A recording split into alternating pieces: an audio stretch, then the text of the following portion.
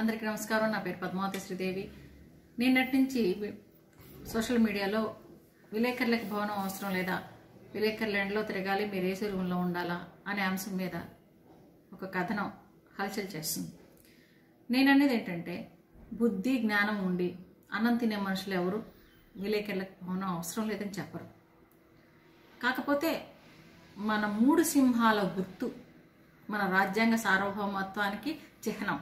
ఆ గుర్తు ఉన్న అమృత పథకం స్థూపాన్ని ధ్వంసం చేసి అక్కడే ఎందుకు భూమి పూజ చేయాల్సి వచ్చింది, అక్కడే ఎందుకు ఫ్లెక్స్ పెట్టాల్సి వచ్చింది, అందుకు కారకులు ఎవరు, వాళ్ళని కఠినంగా శిక్షించాలి.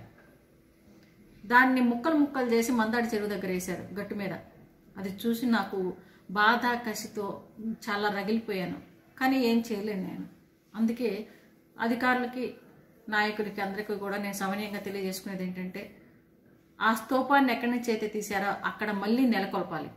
పక్కన బోరెడంత స్థలం ఉంది, అక్కడ లేదంటే ఇంకొక చోట విలేకరులకు మాత్రం సత్వరమే భవనం కట్టించాలి. కొంతమంది విలేకరులు మాకు అక్కడ భవనం అవసరం లేదు అని సంతకాలు చేసి కమిషనర్ గారికి ఇవ్వటం జరిగింది. వాళ్ళకి నేను ధన్యవాదాలు తెలియజేసుకుంటున్నాను.